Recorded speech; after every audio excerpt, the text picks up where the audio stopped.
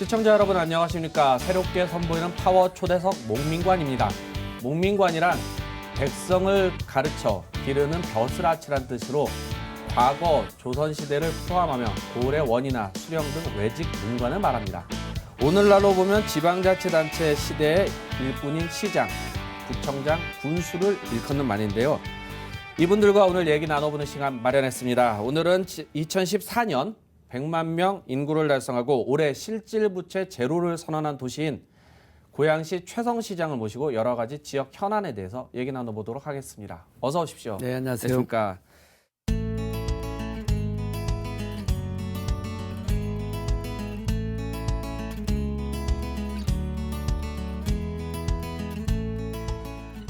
벌써 민선 이 6기가 2년 가까이 흘렀습니다. 네. 올해는 뭐 새해 첫 해부터 기쁜 소식 많이 나오고 네. 있는데 고양시 경우는 특히 올해 그 시정에서 발표하신 게 그 일자리 창출과 민생 경제를 뭐 첫째도 일자리, 네. 둘째도 일자리 이렇게 상당히 강조를 하셨는데 어떻게 일자리를 창출하실 건지죠? 네. 이제 2016년을 맞이해서 제가 고양시장이 된 지 벌써 이제 6년 차에 접어드는데요. 네. 크게 두 가지 축을 생각했는데 우선 하나는 전국의 지방자치단체가 너무도 많은 재정적인 어려움들 또 천문학적인 부채가 많아서 저희 고양시가 이제 연초에 약 6천억에 가까운 실질 부채를 탕감함으로써 전국에 50만 이상의 이 자치단체 중에서 최초의 실질 부채 제로 도시가 돼가지고 네. 많은 평가를 받았습니다. 다른 한편으로는 뭐 자치단체도 그렇고 국가도 그렇고 또 전 세계적으로도 일자리 창출이 제일 중요하기 때문에 금년의 목표를 일자리 창출 및 지역경제 회생 이쪽으로 잡았고요. 큰 틀에서는 저희들이 이제 대한민국의 10번째 가는 100만 도시가 됐지만 이 100만 도시의 비약적 발전을 위해서 지난해 박근혜 정부 또 경기도 고양시가 공동으로 MOU 체결을 하고 정부가 지정한 대한민국에서 대표적인 신한류 문화예술의 도시가 고양이다. 네. 그래서 향후 이 10년 동안 25조 가까운 투자를 하고 또 17만의 일자리 창출을 하겠다라고 청와대가 발표했던 K컬처밸리 사업을 가장 중심적으로 이제 풀어갈 생각이고요. 그러면 이 K컬처밸리와 함께 관광 특구, 관광 벨트에서 고양시가 볼거리, 또 먹거리, 일거리가 있는 1000만 관광객 시대가 이제 넘버원이고 이제 두 번째로는 킨텍스를 중심으로 하는 마이스 산업 또 대한민국 5대 국제 박람회라고 할 수 있는 고양 국제 꽃박람회를 중심으로 해서 이제 이 4년 연속 3천만 불 수출 계약 달성을 이룩하는 과제 이런 부분에 좀 메머드급 관광 또 화훼 또 마이스 산업 이런 부분에 역점을 두고자 합니다. 요즘 대부분의 그 지방자치단체들을 보면 이렇게 참 마이스 산업에 상당히 좀 많이 그렇게 집중 육성 투자를 좀 많이 하고 계시는데 그 올해 고양시는 소통 행정을 일상화하고 시민을 위한 시민에 의한 그리고 시민의 행정이 될 수 있는 SNS 뭐 페이스북이라든지 네. 트위터겠죠 이런 걸 더욱 활성화시켜서 이 소통 사각지대를 해소하겠다 이렇게 밝히셨는데 이에 대해서 좀 네. 한 말씀해 주시죠. 저희 이제 고양시가 6년 전에 제가 시장이 될 때만 해도 고양시장이라고 하면 뭐 일산시장은 알겠는데 일산시는 알겠는데 네. 고양시는 도대체 어디에 붙어 있느냐 뭐 이런 이제 이야기를 들었습니다만은 저희 고양시가 이제 고양이 캐릭터를 중심으로 해서 페이스북이 유명해지면서 뭐 믿지 않으시겠지만 한 1년 동안에 고양시청 페이스북을 이렇게 방문한 숫자가 뭐 억 단위로 된다면 믿겨지지 않으시겠죠? 1000만 단위가 아니라 네. 이 정도로 누적 조회수가 많을 정도고요. 그만큼 이제 고양시가 펼치는 다양한 시정이 이를테면 서울 외곽순환 고속도로 또 통행료 인하 문제 또 일본군 위안부 어르신에 대한 또 여러 가지 서명 운동 등등을 하게 되면 이런 부분들이 이제 전국적인 동참을 하게 된다는 것이죠. 그러다 보니까 시민과 소통하는 어떤 소셜 미디어 부분 이런 부분이 대기업 또 광역자치단체를 뭐 경쟁해서 3년 연속 저희들이 소셜미디어 대상을 받을 만큼 시정에 SNS를 통한 친근하면서도 유익한 쌍방향 이 커뮤니케이션은 뭐 지금 뭐 자치단체로서는 독보적으로 지금 평가받고 또 열심히 거기에 역점을 두고 있습니다. 올해 아무래도 뭐 3년 연속 그렇게 이렇게 그 인터넷 소통 공공 부분에서 뭐 상을 종합 대상을 받으셨는데 그 올해 들어서 고양시가 가장 역점이라고 할 수 있을까요?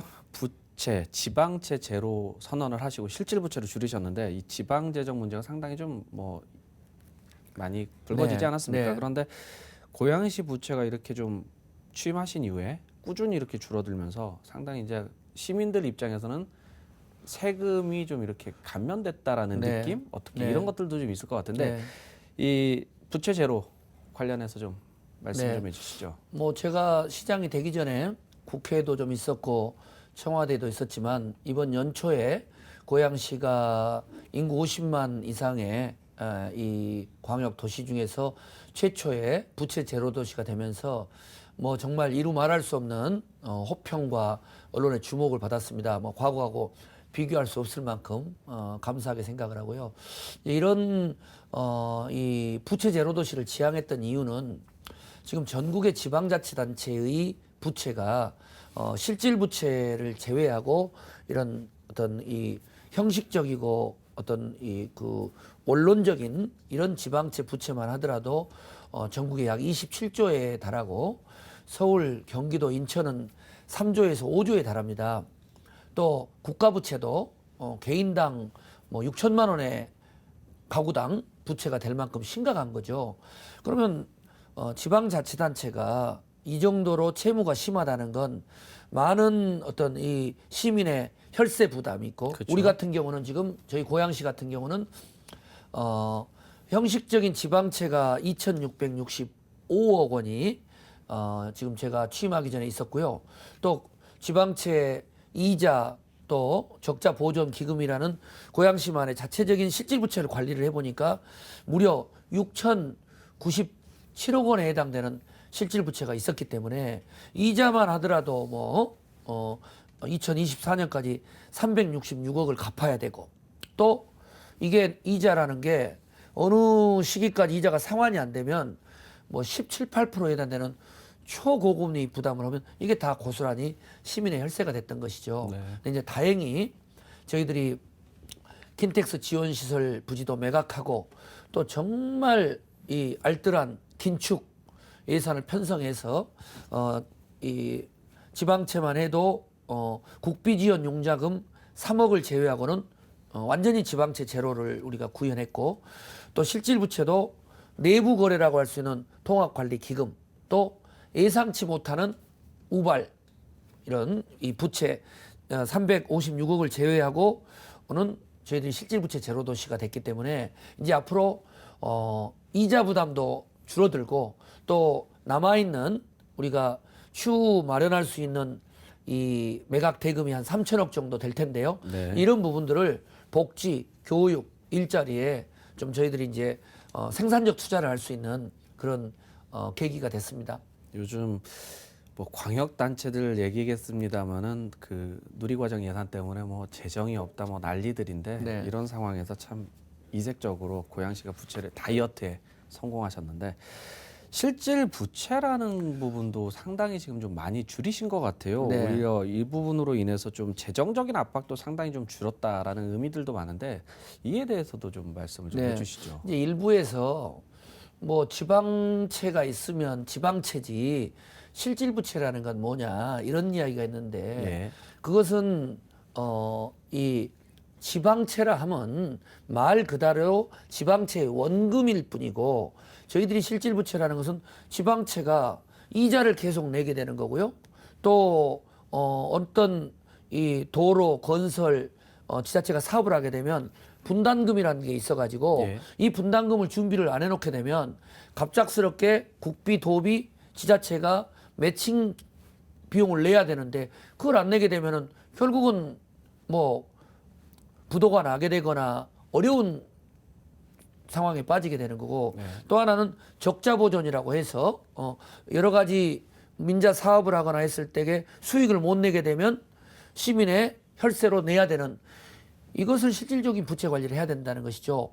개인도 그렇고 가계도 그렇고 기업도 마찬가지인 것처럼 그런 부분들을 종합적으로 실질 부채 관리를 해야 생산적인 투자도 할 거 아닙니까? 그래서 이제 저희들은 이 부분을 6년 전에 실질 부채를 독자적으로 관리를 하니까 약 6,097억 정도가 나와서 앞서 말씀드렸던 것처럼 꾸준히 이 부채를 갚아 나감으로써 이번에 이제 이 통합관리기금 또 우발 부채를 제외하고는 실질 부채도 제로 또 지방채도 제로를 만드는 그런 쾌거를 이룩하게 됐습니다.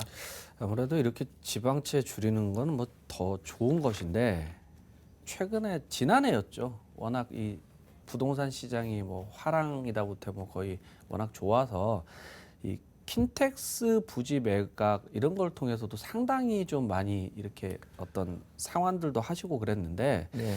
그동안에 부지 매각이 좀 어려웠던 점도 상당히 많았지 않습니까? 네. 이게 지금 어떻게 좀 일순간에 좀 풀렸는데 뭐 네. 앞으로도 좀 어떻게 계획들을 좀 잡고 계신지 좀 네. 말씀해 주신다면요. 저희들이 이제 한 6년에 걸쳐서 7개의 킨텍스 지원시설 부지를 약 5,117억 정도를 매각하고 나니까 이제 일부에서는 그거 뭐 있는 땅 판 건데 뭐 대단하느냐 이제 이렇게 조금 이제 고깝게 보는 분도 있는데 그건 천만의 말씀이고요. 왜냐하면 6년 전에 제가 시장에 취임했을 때만 해도 세계 경제 위기에 부동산의 어떤 어려움 속에서 뭐 킨텍스 지원시설 부지 매각은커녕 이미 존재하고 있던 지원시설 부지도 호텔 부지였는데 네. 뭐 법정 소송 등으로 인해 가지고 2년 3년을 이루 말할 수 없이 고생을 했고요. 또 하나는 기업도 마찬가지겠지만 도시도 우리 고양시가 킨텍스를 중심으로 해서 K컬처밸리다 또 신한류 문화예술의 관광도시다 4년 연속 3천만 불 수출 계약을 이루는 꽃박람회 또 전국체전 이러면서 이 서울의 배드타운이었던 일산 신도시가 아니라 대한민국에서 10번째 가는 100만 도시가 고양시가 마이스 산업 자동차 클러스터 또 그 외에 꽃박람회 등등의 비전이 보이니까 현대차 같은 데서 나 지원시설 부지 사서 대한민국 최고의 자동차 현대화된 박물관을 만들겠다. 이게 가능했던 것이죠. 그래서 저희들이 7개 부지에 5,117억은 뭐 작년 재작년에 약간의 부동산 경기가 좋을 때 판매한 게 아니고요. 예. 6년 내내 뭐 5대양 6대주로 다니고 전국을 다니고 또 고양시 전반에 그래서 고양시가 가장 살기 좋은 1위 도시가 되고 지방자치 1위 도시 그리고 신한류 문화예술을 주도하는 도시가 되다 보니까 이런 투자 또 매각의 성사 실질적으로는 또 부채 제로가 됐기 때문에 저는 102만 시민과 함께 만든 정말 눈물겨운 부채 제로 도시다 이렇게 봅니다. 근데 이 킨텍스 지원 부지와 관련해서 간단히 좀 여쭙겠는데 잔여 금액이 상당히 좀 많은 것 같아요. 수천억 정도 되는데 앞으로 이게 만일 된다면 어느 쪽으로 또 이렇게 또 사용하실 예정? 그래서 이제 역시 또 뭐 모든 시정이라는 게 또 같은 시각만 있는 게 아니니까 이런 부분들을 좀 생산적인 투자를 좀 해야 되는 거 아니냐 해서 당연하죠. 그래서 저희들이 이제 임창열 경제부총리를 역임했던 이 킨텍스 대표님을 모셔와서 잔여 부지도 매각하고 현재 남아있는 또 매각 대금이 있기 때문에 합치면 한 3천억 정도가 됩니다. 네. 그래서 킨텍스의 제3 전시장 건립 추진 또 마이스 산업 육성 또 바로 킨텍스를 끼고 있는 그 주변 부지가 K컬처밸리라고 하는 대한민국의 최고의 신한류 관광 벨트가 조성이 되기 때문에 거기에 또 적극적인 투자도 할 생각입니다. 네. 그 지역 경제 활성화를 위해서 지금 최성 고양시장님 여러 가지 노력을 하고 계신데 앞으로 이 지역 경제 활성화를 위해서 좀 추진하는 어떤 구체적인 방안들이 네. 좀 있으신가요? 이제 고양시만의 특성이 있는데요. 아무래도 자영업 하시는 분들이 많습니다. 또 음식업, 또 뭐 관광업, 또 방송, 영상 이런 부분에 대한 또 어떤 첨단 이런 이 신성장 동력 산업이 있기 때문에 이제 그런 상황을 감안해야 되기 때문에 우선은 또 고양시는 대기업을 유치하기 어려운 또 수도권 이 규제 지역이기도 하고요. 그래서 저희들은 제일 중요한 건 고양시의 이 볼거리와 먹거리와 즐길거리가 많아야 된다. 그래서 다행히 정부가 대한민국을 대표하는 한류 도시로 고양시를 중심적으로 미래의 어떤 이 그 한류 시대 국제 경쟁력을 강화하자 이렇게 이미 이제 지난해 결정이 돼서 그게 이름하여 K컬처 밸리이기 때문에 이걸 통해서 뭐 정부 발표대로라면 25조의 경제 효과, 17만 명 일자리 창출이니까 요걸 제일 중요하게 다룰 거고요. 이제 또 하나는 이 킨텍스와 또 고양 국제꽃박람회를 통한 마이스 산업, 또 전통 시장의 활성화, 중소기업, 또 여러 가지 사회적 기업, 마을 기업 이런 육성해서 결국은 문화, 관광, 방송, 영상과 같은 이 고양시의 전략 산업을 중심으로 해서 시민들의 어떤 이런 이 행복 지수, 일자리 창출의 어떤 시너지 효과를 넓혀 나가고자 합니다. 올해 고양시가 가장 준비하고 있는 국제 큰 행사가 바로 이 꽃 박람회, 국제 꽃 박람회와 국제 로타리 세계 대회 네. 아닌가 싶은데 먼저 하나부터 풀어보죠. 고양시 하면 생각나는 게 바로 꽃 아닌가 싶습니다. 고양시의 경우 이제 국제 꽃 박람회가 대표적인데 지난해도 사상 그 최대 수출 성과 3천만 달러를 넘어섰죠. 네. 그리고 올해도 또 물론 개최 예정인데 어떻게 준비하고 계시고 그리고 네. 또 지금 상당히 우리나라 그 수출 경제가 좀 안 좋은데 네. 어떻게 또 수출을 확대하실 건지 네. 그런 전략 좀 말씀해 주신다면요. 저희가 많이 고민하고 있는 지점이고요. 이제 고양 국제 꽃박람회가 4년 연속 3천만 불 수출 계약은 일반적인 우리 시청자분들은 잘 감이 안 오실 수 있는데 이 3천만 불의 화훼 수출 계약은 대한민국 1년의 총 수출 계약의 약 30%를 차지할 만큼 엄청난 비용이 이 수출 계약이 꽃박람회 기간 2주 동안에 이루어지는 겁니다. 네. 그래서 4년 연속 달성했고요. 그러나 지금 말씀한 대로 좀 더 저희들이 이제 피약을 해야 되기 때문에 이제 5월에 있을 이제 이 세계 로타리언 대회에 전 세계의 경제인들이 오시기 때문에 이 고양 국제꽃박람회를 연장해서 로타리 대회까지 확장하는 계획을 지금 잡고 있고요.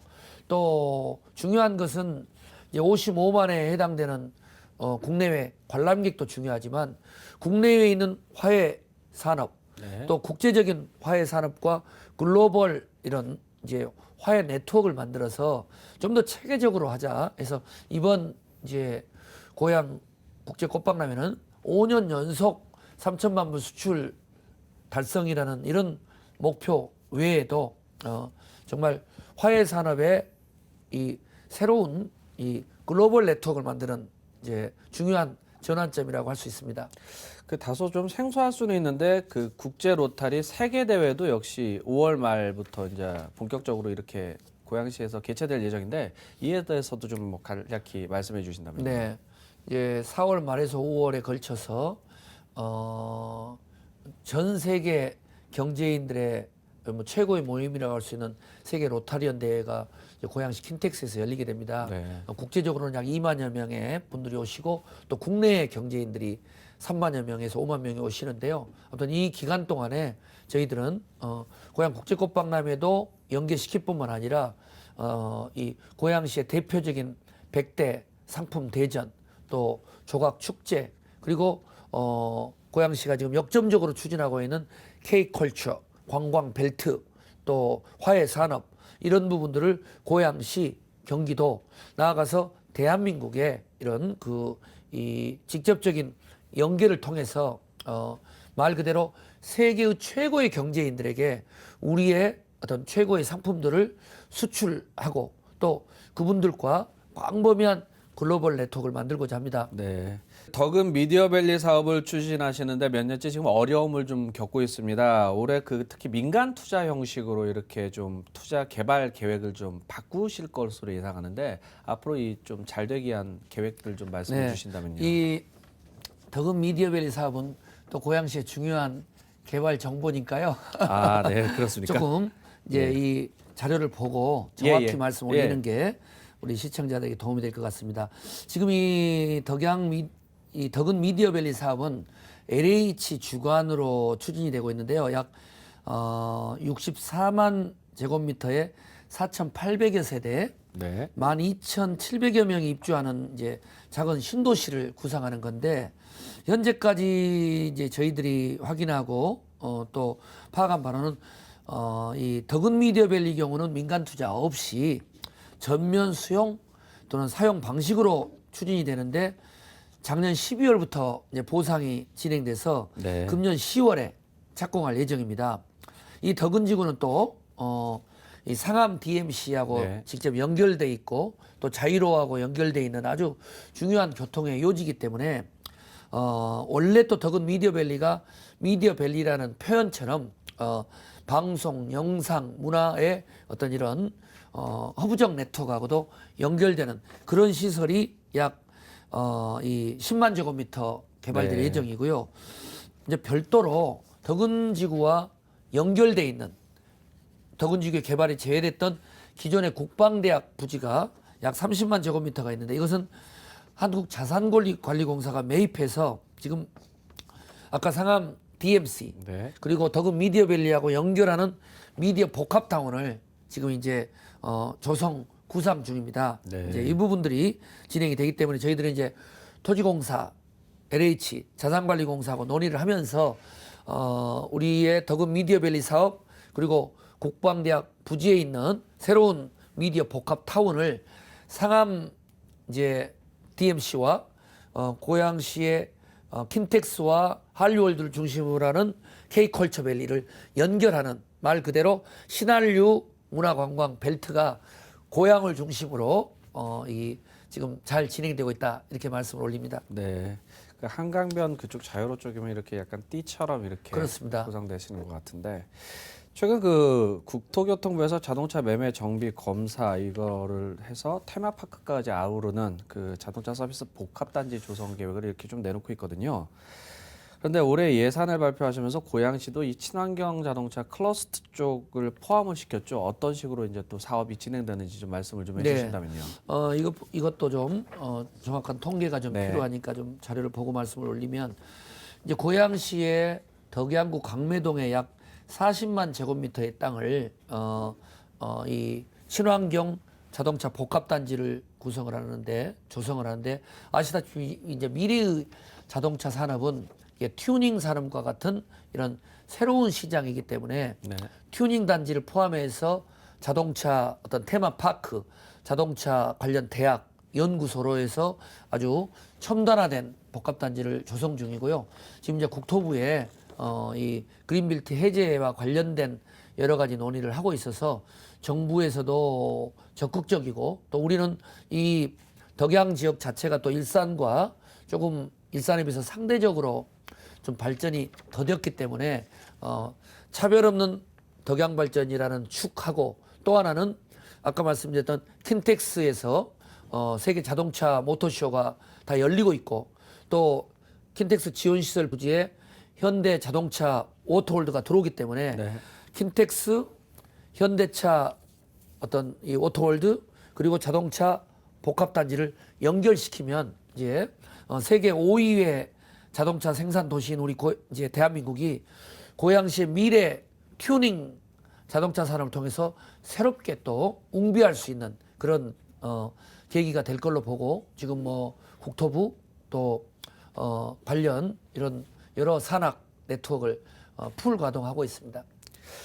그 GTS 조기 확정 지금 하나가 됐고 네. 광역 급행철도죠. 그리고 GTX와 연계된 이 신분당선 그러니까 신분당선이 강남까지 와서 강남에서 동빙고 그러니까 용산을 지나서 이렇게 삼송 고양까지 넘어가는 이 이야기들이 좀 최근에 나오고 있거든요. 네. 아무래도 뭐 사시는 분들, 지역 주민, 뭐 투자자 관심 상당히 높거든요. 네, 그렇습니다. 어떻게 지금 진행되는지 좀 그렇습니다. 말씀 좀 왜냐하면 해주세요. GTX의 노선의 이 확정 문제는 뭐 이 지가를 포함해서 투자 또 이용하시는 100만 고향 시민을 비롯해서 수도권 많은 분들에게 관심이 있기 때문에 이것도 좀 네. 자료를 보고 설명을 드리면은요.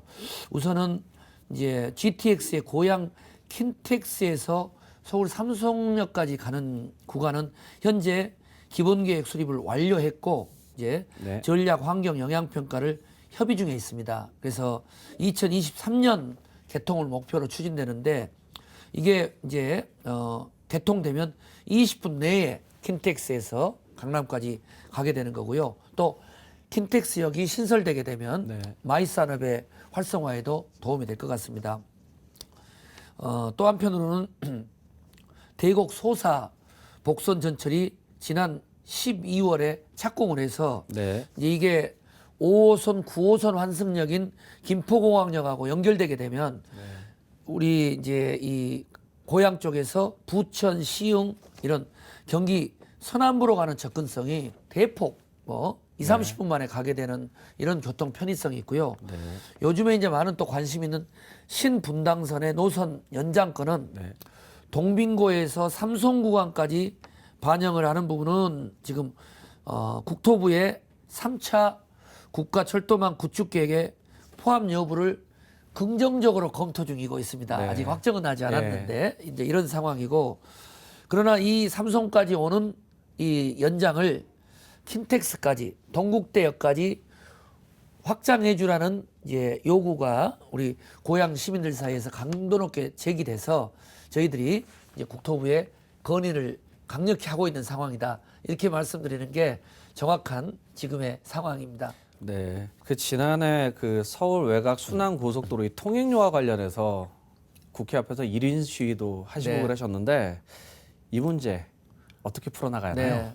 우선은 뭐 저희들이 실질부채 또 지방채 제로도시 되는데도 6년 동안 눈물겨운 노력이 있었고요. 네. 이 서울 외곽 순환도로 통행료 인하도 6년 넘게 우리 100만 시민과 함께 무려 220만 명의 서명운동을 받아서 이제 오는 8월까지 통행료 인하 용역을 하기로 확답을 제가 청문회 직접 나가서 관철을 시켰고 그렇습니다. 그래서 또 이미 연초에는 다른 유사 이 국가 도로나 재정도로나 민자도로는 통행료가 평균 3.4% 인상됐는데 네. 이 외곽순환도로는 인상되지 않았습니다. 그러니까 실질적으로 3.4%의 인하 효과를 이미 보았고요. 그래서 이번에 아무튼 연구 용역에 또 저희 고양시가 주도적으로 참여하게 돼 있기 때문에 아무튼 최대한 불공정한 통행료를 바로 잡아서 수백만 이용 수도권 시민들에게 통행료 실질적인 인하 효과를 거두고자 저희들 TF팀을 짜서 15개 자치단체 또 지역의 국회의원 뭐 초당적으로 또 범지자체적인 연대를 잘 해나가고 있습니다. 많이 성원해 주시기 바랍니다. 네, 그렇군요. 올 한 해 경제가 어려운 가운데 일자리 창출과 지역 경제 활성화를 위해 노력하고 계신 최성 고양시장을 모시고 지역 현안에 대해서 이야기 나눠봤습니다. 파워 초대석 목민관 오늘 시간 마련한 자리 여기까지입니다. 시청해 주셔서 감사합니다.